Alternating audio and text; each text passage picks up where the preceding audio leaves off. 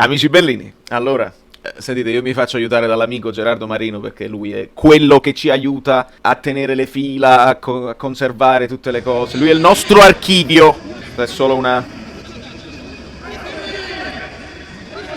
Non urlare, portami rispetto. Mo, al di là di questo, allora, prima di tutto un ringraziamento a voi, perché mi fa piacere vedere che sotto a una partita così tosta, così emozionalmente tremenda per me e per noi, voi nei commenti avete scritto i rigori, inventati, eccetera, eccetera, ma il Napoli, e avete fatto tutti, quasi tutti, non so se nemmeno se ho risposto a tutti, avete fatto le analisi tattiche. Io vi voglio bene perché vuol dire che abbiamo creato un posto dove veramente si parla di calcio e non si piange e basta. E questo è, per me, vale tutto il mondo, vale tutto il mondo.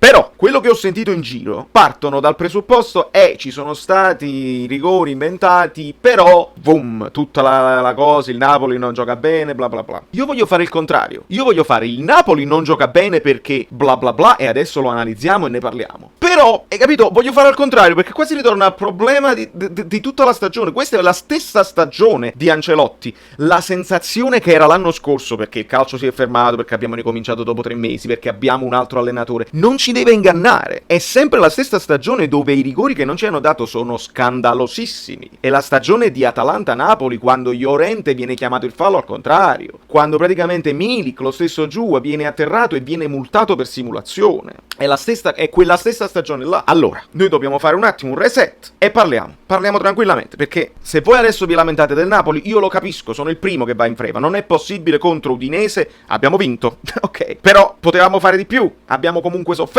perché il dominio non porta solamente a un gol e a uno poi in extremis, quando invece quando gli avversari attaccano siamo sempre nel pericolo e nel panico. Perché quando poi affronti il Parma, che è la stessa squadra dell'Udinese, è la stessa situazione, difesa ad oltranza, scusatemi, ho appena mangiato del melone. Difesa ad oltranza e praticamente poi lancio lungo e noi siamo in difficoltà. Allora questo è un lavoro che Gattuso deve fare, perché il Napoli quante squadre più forti di lui affronta? Affronta il Barcellona, la Juventus, l'Inter, poi il resto sono tutte squadre al di sotto o al nostro livello. La Roma, l'Atalanta, il Milan, la Lazio, sono tutte squadre al nostro livello o inferiori, il Bologna, eccetera eccetera. Allora quelle squadre inferiori tu le devi dominare, non puoi aspettarle, perché finisce 0-0 se le aspetti. Allora devi trovare delle soluzioni migliori, devi avere i giocatori adatti per trovare delle soluzioni migliori, e siamo d'accordissimo.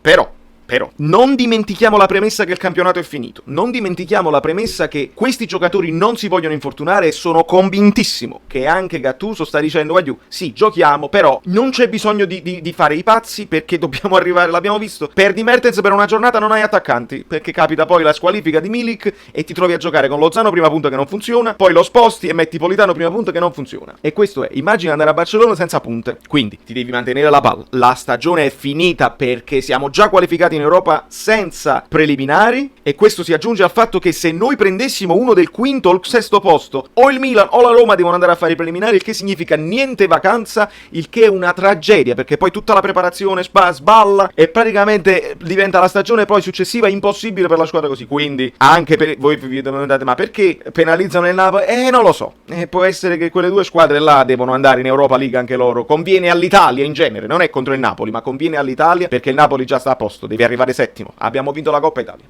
ricordiamocelo, apprezziamolo, e siamo già qualificati. Quindi queste partite, lo so, fa male sentirlo, ma non esistono, non sono partite in cui dobbiamo giudicare il Napoli, giudicare Gattuso e giudicare anche i calciatori.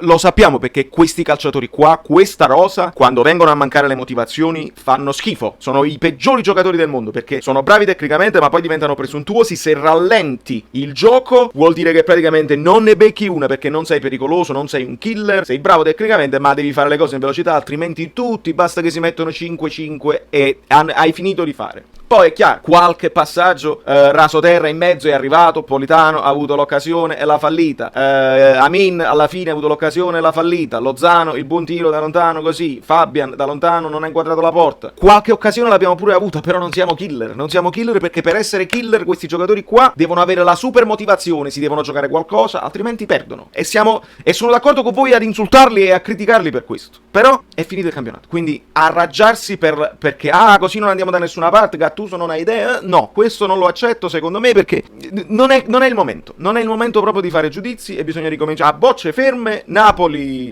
Genoa, l'anno prossimo vediamo se siamo così inconcludenti oppure se ce la giochiamo. Questa è la premessa, dopodiché si va a vedere le immagini, perché con questa premessa tu la partita comunque non l'avresti magari persa, perché ci dobbiamo ricordare questa cosa qua. Allora non è un pianto e dici noi ci dovete dare le cose, no, è così, si fa la premessa e poi si analizzano queste schifezze, perché sono schifezze vere e proprie, inimmaginabili, in un periodo in cui al Napoli danno 0 rigori, 0. Napoli adesso con quello ha avuto il quarto rigore e lui è dovuto andare al VAR per vederlo perché non era convinto. E va bene, e vogliamo anche dire che è un rigore che è generoso, perché prende prima la coscia, poi prende il braccio, sta un pochino di spalle, siamo d'accordo, ma quanti ne abbiamo visti in queste ultime giornate? Non ultimo, Juve-Lazio, Atalanta-Juve, eccetera, eccetera. Quindi quel rigore era sacrosanto per come sta andando il livello dei rigori in Serie A a questo momento, ma quelli che abbiamo visto qua, adesso noi li analizziamo con calma, non c'è l'adrenalina, adesso c'è una calma di Giobbe, quella è la pazienza di Giobbe. Come si fa ad ammonire Lozano qua?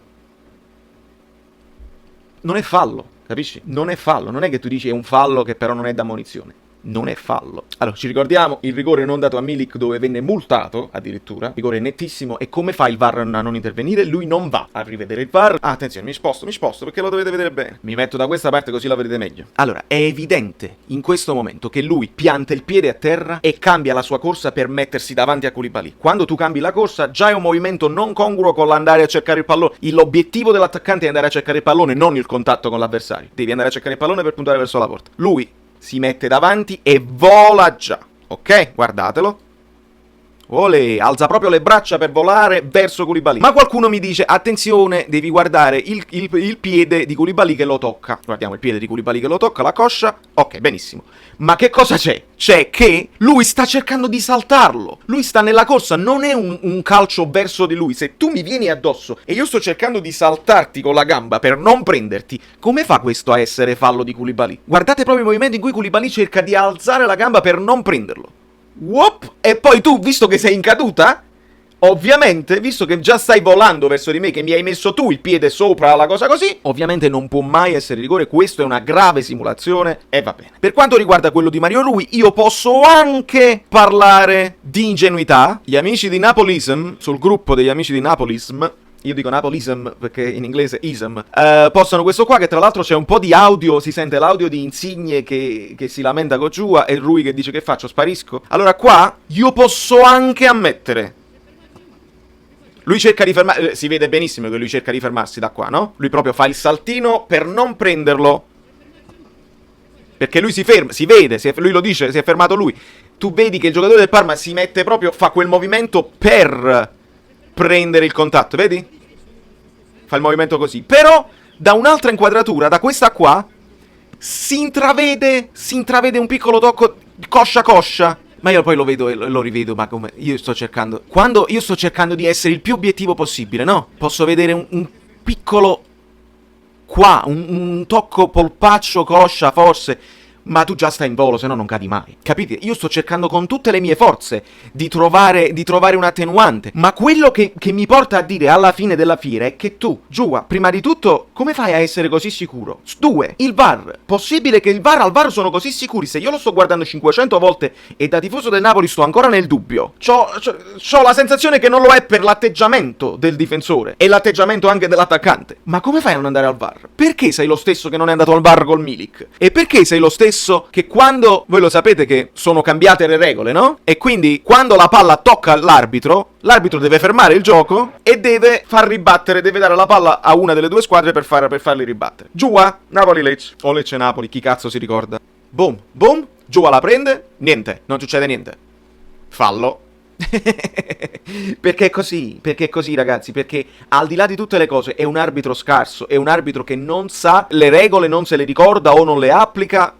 batte il 5 con Mancosu e questo è l'arbitro Giua. E insomma, si può parlare di arbitro scarso, si può parlare di arbitro inadeguato, si può parlare... Mi metto al centro qua, sono bello. Si può parlare di arbitro inadeguato, si può parlare del fatto che il Milan e la Roma devono andare in Europa League senza fare i preliminari, non lo so. Fatto sta che questa roba è inaccettabile e io dovevo assolutamente fare un approfondimento. Io vi ringrazio per averlo seguito tutto, lo so è lungo, lo so ci devono stare gli occhiali sopra perché sennò mi bloccano il video e abbiamo finito di fare, però non deve passare inosservato. È possibile che il dossier lo deve fare Gerardo Marino, devo fare io la denuncia e il Napoli, al Napoli va bene tutto, è lì che io poi mi incazzo e dico allora De Laurentiis sta bene, stava bene il secondo posto, sta bene un piazzamento, non si fanno sentire, cioè, capito? Abbiamo le cose opposte, abbiamo Conte che piange anche per le cose non vere ed riescono a protestare su qualsiasi cosa, abbiamo falli proprio chiamati dalla panchina delle squadre potenti abituate a protestare, a luccare, e noi sempre i pulcini che vabbè ma forse non lo so, e il tifoso dice sempre ma siamo noi che siamo scarsi, dovevamo vincere a prescindere, non fa niente, non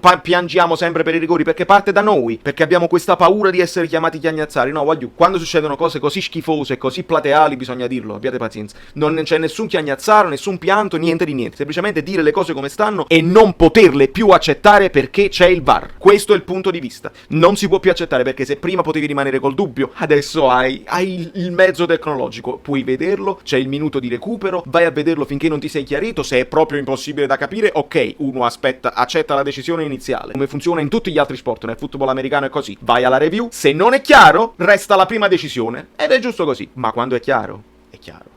E quando è chiaro è uno scandalo. Da New York, Valerio Fluido è tutto, scusate è un po' lungo, ma bisognava farlo. E lo so che volevate parlare di tattica ed è importante anche farlo. Faccio delle menzioni in extremis perché magari così Meret è colpevole. Di Lorenzo mi è sembrato un po' più in palla, un po' più propositivo su quella fascia. Maksimovic sì e no. Koulibaly per me è stato buono, è inutile fare perché ha pigliato il rigore, far abbassare il voto di Koulibaly, non ho capito, li ha dominati tutti quelli che gli sono passati davanti e ha anche fatto regista difensivo, quindi non... guarda che New York è impossibile a livello di rumori.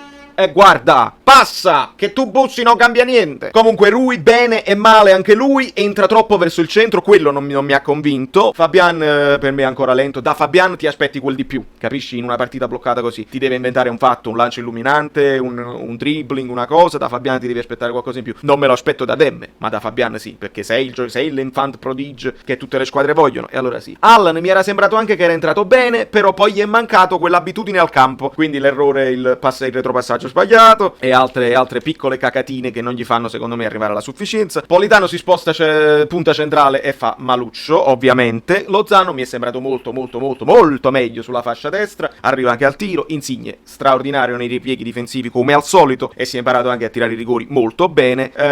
Younes si è magnato gol, Callecon punta centrale non ha fatto niente, Elmas non ha dato niente, Lobotka non ha dato niente, Zielinski non ha dato niente. Vi voglio bene, alla prossima. Mamma mia che stress.